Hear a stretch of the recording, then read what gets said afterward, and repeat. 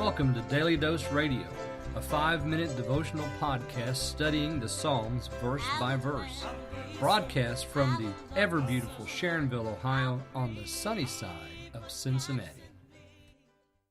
Hey there, friends. Welcome back to Daily Dose Radio. This is your organic, artisanal, well, you know the drill. I mean, it's homegrown, full strength, 100%, all Bible. That's Daily Dose Radio. And what we like to do is we like to call this the Bible Bistro. So just imagine your favorite little eatery, your mom and pop restaurant. You walk in the front door and you find your favorite seat. It's by a nice window maybe, lots of sunshine. And you and I sit down and we're going to spend about 5 minutes together. Maybe a little more, maybe a little less. 5 minutes every day. We're just going to study the Psalms. That's what we do here at Daily Dose Radio. We call this the Bible Bistro for that reason. And I have in mind, I'll just tell you this little story. I have in mind, when I talk about that, a little place in a hometown where I grew up, had a screen door on the front, and everybody knew everybody in the place. And you walk in, they knew what you wanted, they knew your favorite order, they had it ready for you. They had a little table. They weren't very pretty tables. They were old tables, but the old tables and chairs, linoleum floor, and a counter with a big kitchen in the back, and it always smelled good. That's the kind of place I'm thinking of when I talk about the Bible Bistro. And this week in the Bible Bistro, we're going to be studying Psalm 83, today verses 1 through 4. Psalm 83 is a psalm of Asaph, and it is a prayer to God against the enemy. So let me read for you, beginning in verses 1, and we'll read through verse 4. Keep thou not silence, O God. Hold not thy peace, and be not still, O God. For lo, thine enemies make a tumult, and they that hate thee have lifted up the head. They have taken crafty counsel against thy people, and consulted against thy hidden ones.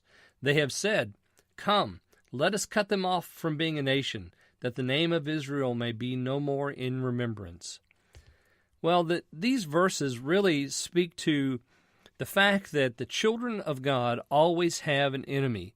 Now, you read this and you think, oh, not another imprecatory prayer.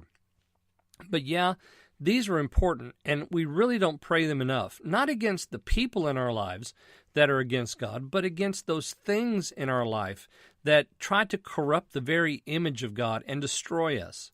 There's lots of temptations. There's lots of attacks against God's children. Those are enemies. And I want you to notice the way the psalmist frames this.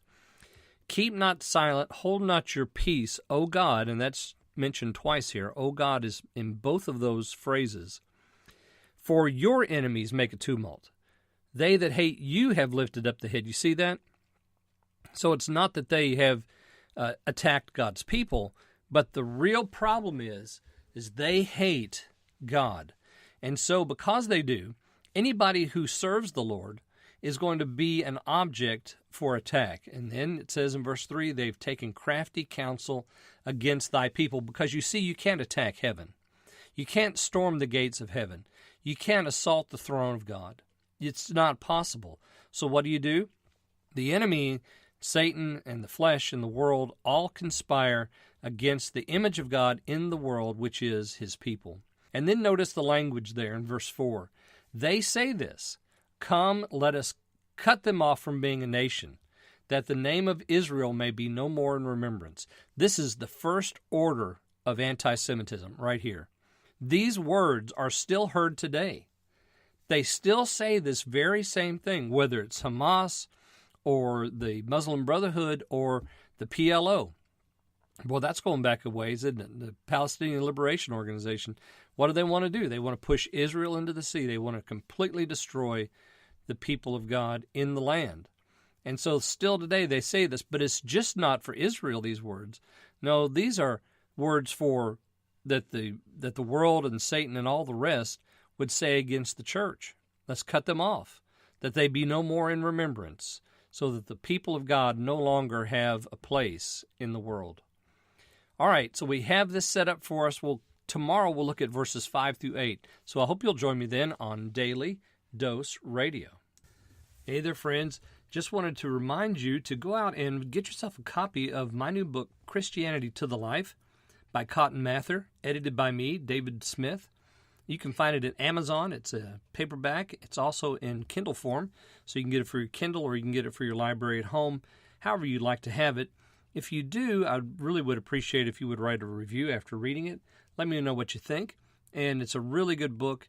It'll encourage your Christian walk with the Lord. So go out and get Christianity to the Life today on Amazon. Thanks for listening to Daily Dose Radio. I'm David Smith. While on the internet, pick up a copy of my book, Small Does Not Mean Struggling, and Other Stories of Small Church Propaganda. The music today has been performed by the Bluegrass Experiment. Thanks again for listening. I'll see you next time on Daily Dose Radio.